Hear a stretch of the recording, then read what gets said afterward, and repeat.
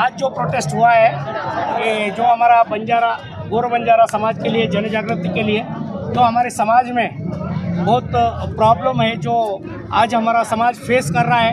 हर तांडव में हमारे समाज को आज तक एक इंसान करके वो नाते से हमारे समाज को जो मान सम्मान मिल, पहाड़ों में मैं कई तांडा घूम चुका हूँ जहाँ पर आज भी बहुत से तांडों में रोड नहीं है कहते हैं, तो वहाँ पर हमारे बंजारा गौर बंजारा समाज का बहुत बुरा हालात है। तो इसीलिए हम सभी समाज अगर अवेयर है, देखो जो जागता है ना उसी को कुछ मिलता है, जो सोया हुआ उसी को कुछ नहीं मिलेगा।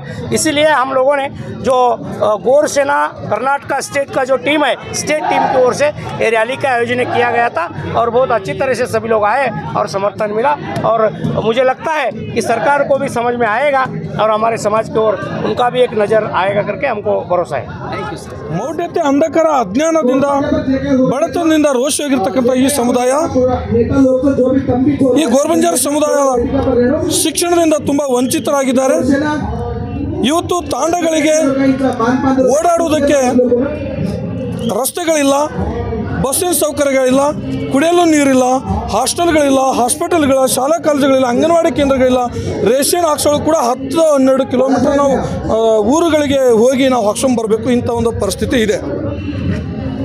ಅಂದರೆ ಮೂಲಭೂತ ಸೌಕರ್ಯಗಳಿಂದ ವಂಚಿತರಾಗ್ತಕ್ಕಂಥ ಈ ನಮ್ಮ ಸಮುದಾಯದ ಮಕ್ಕಳು ಶಿಕ್ಷಣದಿಂದ ಕೂಡ ವಂಚಿತರಾಗ್ತಾ ಇದ್ದಾರೆ।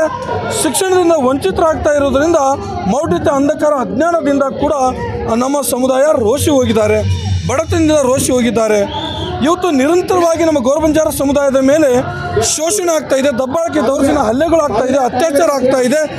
ಸಾಮಾಜಿಕ ನ್ಯಾಯವನ್ನು ಕೇಳೋದಕ್ಕಾಗಿ ಇವತ್ತು ಈ ಸೇವಾರ್ಥ ಯಾತ್ರೆಯನ್ನು ಕೂಡ ನಾವು ಗೋರ್ಸೇನಾ ರಾಷ್ಟ್ರೀಯ ಸಂಘಟನೆ ನಮ್ಮ ರಾಜ್ಯಾಧ್ಯಕ್ಷರಾದ ಬಾಳಾ ಸಾಹೇಬ್ ರಾಠೋಡ್ ಅವರ ನೇತೃತ್ವದಲ್ಲಿ ನಾವು ಈ ಸೇವಾರ್ಥ ಯಾತ್ರೆಯನ್ನು ಹಮ್ಮಿಕೊಂಡಿದ್ದೇವೆ।